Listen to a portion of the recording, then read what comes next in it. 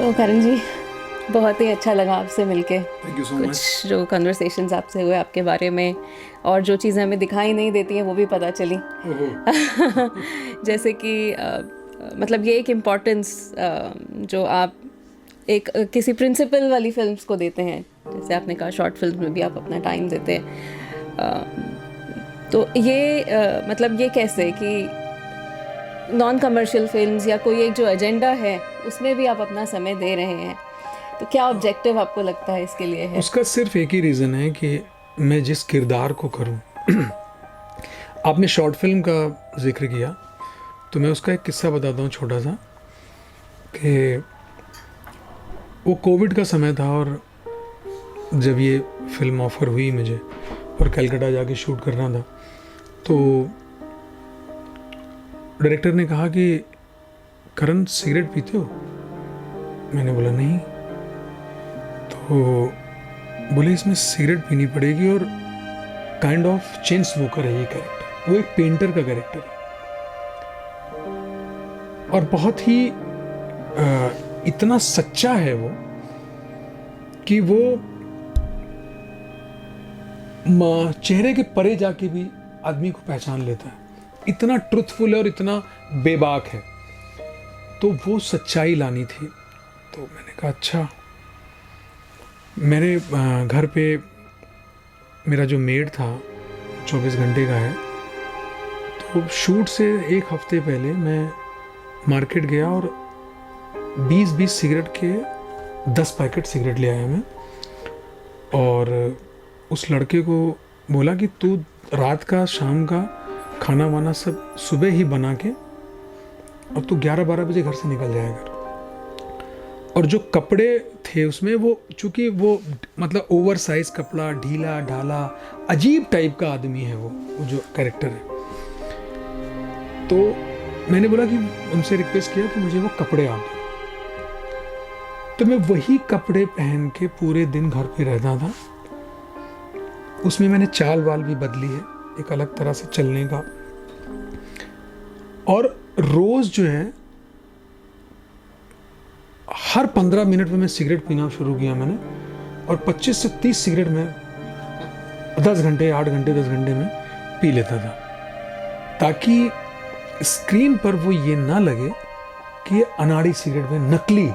मुझे एक्टिंग करते हुए अगर कोई मुझे ये कह दे कि नकली लग रहा है ना, तो मुझे लगता है कि इसने मुझे गाली दे दी है, वो इतना बुरा लगता है। तो उसके लिए फिर आपको रियाज करना पड़ेगा असली लगने के लिए, क्योंकि अगर आपको गाली नहीं सुननी है तो आप फिर रियाज करो। तो मैं प्रेफर करता हूँ कि मुझे गाली ना सुननी पड़े और मैं रियाज करूँ। तो मैं ये उसके लिए तैयारी करता हूँ। और अभी तक तो महादेव ने बड़ी लाज रखी है और लोगों ने मेरे काम को बहुत पसंद किया। हाँ बिल्कुल, कैरेक्टर में आने के लिए जितनी मेहनत आप करते हैं तभी जो हमें स्क्रीन पे दिखाई देता है वो देता है। और आपने अभी कहा कि महादेव ने आपका मदद करी है, हमेशा। हाँ, महादेव के साथ भी मेरा कनेक्शन बहुत स्पिरिचुअल और बड़ा अलग तरीके का है। 14 साल हो गए मुझे उनकी पूजा करते हुए, और मैं सोमवार व्रत भी रहता हूँ। तो महादेव से मेरा बड़ा अटूट कनेक्शन है और मुझे उनकी प्रेजेंस का मेरी ज़िंदगी में हर पल एहसास होता है। ये तो बहुत ही अच्छी बात है। और ये आप इतने स्पिरिचुअल हैं बाय नेचर, स्पिरिचुअलिटी या एक जो हमारे अंदर का जो जीवन है, आंतरिक जीवन, उसको समझते हैं कि थोड़ा मुझे वो भी समझ में आया है कि जीवन के पार भी मुझे अब थोड़ा सा समझ में आया है। तो इसलिए और ये मेडिटेशन करते हुए सबसे बड़ा जो मुझे फ़ायदा हुआ वो ये कि वो जो एक इमोशन पे ना बैलेंस आ गया मुझे। अब जल्दी किसी चीज़ से घबराहट नहीं होती, जल्दी परेशान नहीं होता, और उस परेशानी का सलूशन निकालने की कोशिश करता हूँ। तो वो एक बहुत बड़ा एक सम आ गया है, वो एक बैलेंस्ड आ गया। तो वो एक बहुत ये तो हाँ बहुत ही अच्छी बात है। और मैं यही आपसे पूछने चाह रही थी क्या आप इतने स्पिरिचुअली ओरिएंटेड हैं, क्या इसीलिए ही आपने ट्रांसेंडेंटल मेडिटेशन करना शुरू किया? नहीं, ये सारी चीज़ें घटनाएं इत्तफाकन हुई हैं। जिस पीरियड में मैं मेडिटेशन के लिए ढूंढ रहा था, ये मेरे रास्ते में आ गया। किसी ने सजेस्ट किया वहाँ चले जाओ, मिल लो, तुमको वहाँ अच्छा सीखने को मिल जाएगा। मैं वहाँ चला गया, वहाँ से शुरुआत हो गई। और आप कर भी रहे हैं, और आप जैसे आप अपना एक्सपीरियंस भी बता रहे हैं। अच्छा, ये भी मैं सोच रही थी जब आप सिगरेट पीने का कैरेक्टर का एग्जांपल दे रहे थे कि आप सिगरेट पीते नहीं हैं, और उस समय उस कैरेक्टर में आने के लिए आपको कितनी मेहनत करनी पड़ी होगी, कितना थोड़ा सा स्ट्रेसफुल सिचुएशंस में भी आप आए होंगे। हाँ, बिल्कुल। तो क्या ट्रांसेंडेंटल मेडिटेशन से उसमें आपको कुछ सपोर्ट मिला? वो देखो क्या होता है, मुझे जो मैंने फील किया, मैं दुनिया की बात नहीं जानता, अगर correct me also if I am wrong, कि वो ऐसा नहीं होता कि आप जिस वक्त मेडिटेशन कर रहे हो उसी वक्त बैलेंस करोगे या ध्यान होगा, वैसा नहीं है। वो चीज़ें आपके जीवन में आ जाती हैं, तो वो हर वक्त रहते। जैसे अभी मैं इस वक्त भी हूँ ना, तो इस वक्त भी आपसे अगर बात करूँगा, तो अगर मैं थोड़ा सा वैसे सोचूं तो मैं ध्यान लगा के भी बात कर सकता हूँ आपसे। तो वो चीज़ें वैसा नहीं है। उसका मतलब ये नहीं है कि आप जिस वक्त ध्यान लगाओगे उसी वक्त उसका इम्पैक्ट होगा। अगर आपके अंदर आ गया है ना, तो अंदर वो बैलेंस आपको हर वक्त रखता है। हाँ, बिल्कुल आपने बिल्कुल ही ठीक चीज़ कही है। इसमें कोई कुछ करेक्शन करने की ज़रूरत ही नहीं है, क्योंकि महर्षि यही हमें कहते हैं, महर्षि महेश योगी जी, कि ध्यान आप कर रहे हैं एक प्रिपरेशन की तरह। करेक्ट। सिर्फ उन 20 मिनट के लिए सुबह शाम नहीं है, वो पूरे आपके बाकी के समय जीवन के लिए, पूरे जीवन के। अब सिंपल सी बात है, अगर हमने 2+2 4 पढ़ा है, तो अगर अब मतलब जो मैंने केजी में पढ़ लिया ये, तो अब मुझसे अगर अभी पूछा जाएगा 2+2 4 ही होगा ना वो। तो वो एकदम सिंपल वैसा ही है कि अगर मैं वो कर रहा हूँ तो उसका इम्पैक्ट हर वक्त रहेगा मेरे ऊपर। बिल्कुल। और आप तो कुछ समय से ध्यान रेगुलरली कर भी रहे हैं, तो वो इम्पैक्ट अपने आप आपको ध्यान के बाहर साफ दिखाई देता होगा। बिल्कुल। तो क्योंकि ये एक स्ट्रेस ऐसे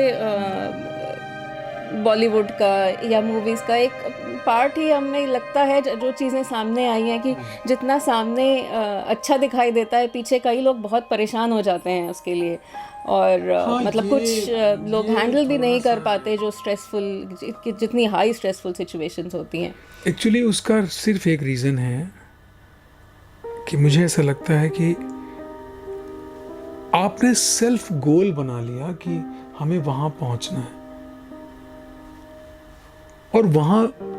और खैर मैं जो फील करता हूँ कि आपकी सक्सेस जो होती है ना, वो सिर्फ आपकी मेहनत और आपका भाग्य ही नहीं, बहुत कुछ उसमें और भी काउंट होता है। मुझे जो फील होता है वो पूर्व जन्म के भी चीज़ें, आपकी जो कर्माज हैं, वो पूरा कर्माज डिपेंड करता है कि, क्योंकि आपको बड़ा सिंपल से बात बताऊँ मैं, कि सपोज़ मेरा जन्म 4 जनवरी को मैं हुआ हूँ, तो 4 जैन को जिस समय मैं पैदा हुआ हूँ, उसी टाइम पर इस दुनिया में और भी लाखों लोग उसी समय पैदा हुए होंगे। लेकिन ये हो सकता है उसमें से कोई बेचारा रिक्शा वाला हो सकता है कोई बेचारा चाय वाला हो। आज ऊपर महादेव जी ने मुझे इस लायक बनाया कि आप मेरा इंटरव्यू कर रहे हो स्टूडियो में बिठा के, तो ये मेरे मेहनत हो सकता है वो भी बहुत कर रहा हो, लेकिन उसको वो चीज़ें नहीं मिली, क्योंकि तो इसमें और भी बहुत सारी चीज़ें हैं, आपके माँ बाप का संस्कार, बहुत सारी चीज़ें होती हैं। वो लोग शायद वो सब चीज़ें कैलकुलेट नहीं कर पाते। उनको ये लगता है कि अगर मुझे यहाँ से लेकर दिल्ली तक रन करके जाना है तो मैं पहुँचूँगा, अरे रास्ते में भैया बहुत सारी तकलीफ़ें आएंगी, ट्रैफिक मिलेगा, ये मिलेगा, वो मिलेगा, उन सब चीज़ों को, हर्डल को आपको क्रॉस करना पड़ेगा। आपको कहीं पर रुकना भी पड़ सकता है, थोड़ी देर रुको, ठहर जाओ, सोचो बैठ के शांति से कि कहाँ गड़बड़ हो रही, क्या हो रहा है, फिर शुरू करो। लेकिन वो नहीं करते, तो मतलब बहुत दुख की बात है कि उनको वो ज्ञान नहीं हो पाता है। तो आप तो बहुत ही अच्छे, बहुत ही सुंदर तरीके से आप इस चीज़ को आपने समझाया, और जिस तरह से आप अपने को क्रेडिट नहीं देके एक महादेव को या मैं पूरा क्रेडिट, मैं सच मैं खुद कह रहा हूँ, मेरी कोई औकात नहीं है मैम, कोई औकात नहीं है। हमारे जैसे मैं जितनी मेहनत करता हूँ इसका 10 गुना मेहनत करने वाले पड़े हुए हैं, बट उन बेचारों के पास वो नहीं है। और बहुत से लोग ऐसे हैं जो मेरे से 10% ज़्यादा मेहनत कर रहे हैं, वो बहुत ज़्यादा कामयाब है। तो उनको देख के मैं उनको देखूँ जो मेरे से 10 गुना कर रहे हैं, उनको नहीं हो रहा है, या जो 10% कर रहा है उसको देखूँ, कोई फ़ायदा नहीं है। सबका अपना अपना प्रारब्ध है, हर किसी का अपना प्रारब्ध है, तो जो मेरा प्रारब्ध है वो मुझे मिलेगा। मैं ईमानदारी से प्यार से अपना मेहनत करता चलूँ, मुझे महादेव ने जहाँ पहुँचाना है वो पहुँचा देगा।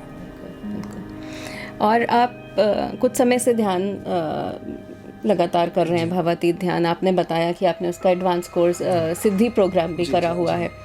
तो सिद्धि प्रोग्राम में मतलब हम यही समझते हैं कि मतलब माइंड बॉडी कोऑर्डिनेशन बढ़ता है, और जिसको लक कहते हैं लोग, उसको आप समझते हैं कि वो एक सपोर्ट ऑफ नेचर, ये ऑलमाइटी का जो सपोर्ट है वो आपको मिल रहा है। उसके बारे में कुछ आप कहना चाहेंगे? देखिए, मैं मेडिटेशन भी एक ऐसी विधा है ना कि आप अगर कर रहे हो तो हो सकता है आपको कुछ और मिले। मैं कर रहा हूँ, मुझे कुछ और मिले। उसका रीज़न ये है कि हर किसी का वहाँ तक पहुँचने का प्रोसेस अलग अलग है। ये ज़रूरी नहीं कि सब एक ही प्रोसेस से पहुँचते हों। कई लोग वहाँ पर मुझे ऐसे मिले, वो सालों से कर रहे हैं, वो 30 सेकंड भी ध्यान नहीं लगा पाते, 1 मिनट भी ध्यान नहीं लगा पाते। कुछ लोग मुझे ऐसे मिले कि 1-1 घंटा वो ध्यान लगा लेते हैं। तो मैं उनको नमन करता हूँ जो 1-1 घंटा जिन्होंने ये सिद्धि प्राप्त कर ली। तो वो प्रोसेस होता है।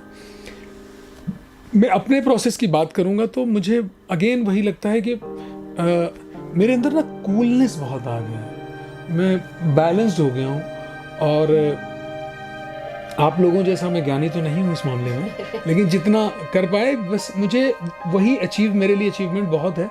धीरे धीरे करता जाऊँगा, वो कितना कहाँ तक पहुँचाएगा मुझे नहीं मालूम है, और वो भी नहीं पता है कि उससे क्या मिलने वाला है, वो भी नहीं मालूम है। लेकिन जो मिला है वो मेरे लिए बहुत है।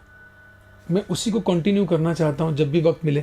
अभी जिस तरह का टाइम है, कई बार छूट भी जा रहा है, लेकिन ये है कि जैसे भी मौका मिलता है करने की कोशिश ज़रूर करता हूँ। हाँ बिल्कुल, और जिस इनोसेंस, जिस भोलेपन से आप उसको कर रहे हैं, रिजल्ट्स आपको, हाँ, मैं उसमें वही है। मैं बिल्कुल इनोसेंट हो गया, मैं बिल्कुल अज्ञानी हूँ, मुझे कुछ नहीं आता है, बस मैं वही बोल के ध्यान लगाने की कोशिश करता हूँ। अच्छा, एक चीज़ और आपने बताई थी कि आप जब छोटे थे तो महर्षि महेश योगी जी के आश्रम में आप ऐसे कुछ सिचुएशन बनी कि आप उनके दर्शन कर पाए। हाँ, तो क्या उसका आपको लगता है कुछ सबकॉन्शियसली है, उसका कुछ इम्पैक्ट आपको लगता है आपकी लाइफ में रहा?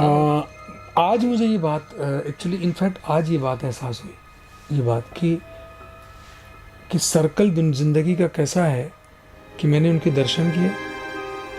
मैं अमृत कलश पिछले 12 साल से खा रहा हूँ, ट्रांसडेंशियल मेडिटेशन करने लगा, और आज मुझे इत्तफाकन उसी इंस्टीट्यूट में आके मैं बैठ के बातें कर रहा हूँ। तो ये ज़रूर कुछ ना कुछ, हाँ, कुछ ना कुछ तो है, अदरवाइज ऐसा होता नहीं था। तो सोचो ना आप, कहाँ मैं बचपन में, आज 25-30 साल पहले और 30-32 साल पुराने पहले मैं उनसे मिला था, मतलब दर्शन किए थे उनके। उस वक्त तो छोटा था, मैं बात तो क्या करनी थी। और उसके बाद वो अमृत कलश भी खा रहा हूँ, और उनसे जुड़ा हुआ, कहीं ना कहीं उनसे कनेक्टेड तो है। और ये अपने आप होता है, और अपने आप होता है, कुछ नहीं किया, कुछ भी नहीं किया, मैं बताता रहा हूँ, कुछ भी नहीं किया। अभी ज़रूर आ जाएगी। देखो क्या ये इत्तेफाक है कि आज मैं उनके इंस्टीट्यूट में आके बैठा हूँ, मुझे बुलाया गया। और अमृत कलश का कैसा रहा आपका अनुभव? वो बहुत अच्छा है। मैं सबको गाइड करता हूँ, सबको सजेस्ट करता हूँ। मेरे फादर को मैं खिला के वो खाते हैं, और सब लोगों को बोलता हूँ कि अमृत कलश जरूर खाएं, इट्स वेरी गुड। मतलब अननोइंगली मैं उसका ब्रांड एम्बेसडर हूँ, जो उसको मैं प्रमोट करता रहता हूँ। ओके, सो एक लास्ट चीज़ मैं आपसे पूछना चाहती हूँ कि आप नेचुरली एक बहुत ही क्रिएटिव इंडस्ट्री में हैं आप, और नयापन जो है वो बहुत ज़रूरी है। जैसे आपने कंटेंट के इम्पोर्टेंस की बात कही थी कि, तो वो क्रिएटिविटी और एक नयापन चीज़ों में लेकर आना, क्या ध्यान से आपने देखा है कि इसमें कुछ आपको अगेन, हाँ बिल्कुल। क्या होता है, आप कोई चीज़ ध्यान से कब कर पाते हो, पढ़ाई भी कब कर पाते हो। अगर आपको सोचो किसी बच्चे को खूब पीट दिया गया हो, वो रो रहा हो, उसको बोलो किताब पढ़ने को, पढ़ पाएगा? नहीं पढ़ पाएगा। जब वो अच्छे से बैठा होगा, शांत से बैठा होगा, खेल रहा होगा, हंस रहा होगा, उस वक्त अगर आप उसको पढ़ाओगे तो ज़्यादा अच्छे से पढ़े। तो ये ध्यान, वो भी एक्टिंग भी मुझे बहुत सपोर्ट करता है ध्यान। अगेन वही कि मैं शांत हूँ, बैलेंस्ड हूँ, तो मैं चीज़ों को वाइज नज़रों से देख पाता हूँ, उसका ब्रॉडर स्केल में देख पाता हूँ। उस कैरेक्टर के बारे में सोच पाता। क्यों? क्योंकि मैं अंदर से शांत हूँ। अगर मैं यही परेशान हूँ तो मैं उसको सुपरफिशियल तरीके से देखूंगा, डीप में जा ही नहीं पाऊंगा। तो ध्यान तो बहुत, और ये सिर्फ एक्टिंग में ही नहीं, मुझे लगता है कि हर फील्ड में, आप प्रोफेसर हो, आप डॉक्टर हो, आप इंजीनियर हो, या आप जनरल स्टोर की दुकानदार ही क्यों ना हो, बनिया ही क्यों ना हो, अगर वो भी करेंगे तो वो अच्छा ही करेंगे। अगर दुकानदार होंगे, अंदर खुश रहेंगे, तो चेहरे पे मुस्कुराहट रहेगी, इससे आएगी, प्यार से बात करोगे, आप अच्छे से बात करोगे, उस आदमी को अच्छा लगेगा, तुम्हारा बिजनेस भी अच्छा चलेगा, तो वो हर जगह काम करेगा। तो अपने आप से अंदर से जुड़ना जो है वो बहुत ज़रूरी है। और इसीलिए ही आप जैसे जब आपसे बात करते हैं तो आप लगता नहीं कि कोई स्टार है, इतने हम्बल, इतने सॉफ्ट है आप बात करने में। और देखो मैम, बड़ी सिंपल सी बात है, क्या लेके जाएंगे? जितनी खुशियां बांट सकते हो। एक शेर किसी ने मुझे बोला था, तो उसको फिर मैंने उसमें कुछ शब्द ऐड किए और उसको मेरी ज़िंदगी का फ़लसफ़ा बन गया आज वो मेरी ज़िंदगी, मतलब अगर मैं अपने लोगों मुझसे कोई पूछें कि तुम अपने बारे में बताओ कि तुम कैसे हो, तो मैं वो शेर सुना दूंगा तो शायद उसके समझ में आ जाए कि वो क्या है, मैं क्या हूँ। तो मेरा वो लाइन ऐसी है, अब मेरी किसी से कोई अनबन नहीं है, अब मेरी किसी से कोई अनबन नहीं है, क्योंकि अब पहले जैसा मन नहीं है। तो ये मेरी ज़िंदगी का फ़लसफ़ा है कि जिससे भी मिलो, प्यार से मिलो, अच्छे से मिलो, और हम क्या दे सकते हैं किसी को। बहुत ही अच्छा ये कॉन्वर्सेशन आपके साथ रहा, आपके ध्यान के अनुभवों के बारे में आपने इतना बताया, और किस तरह से आप कैरेक्टर में, किस लिमिट तक आप मेहनत करते हैं कैरेक्टर में जाने के लिए, ये भी जान के बहुत ही अच्छा ये कॉन्वर्सेशन रहा। Thank you so much. Thank you.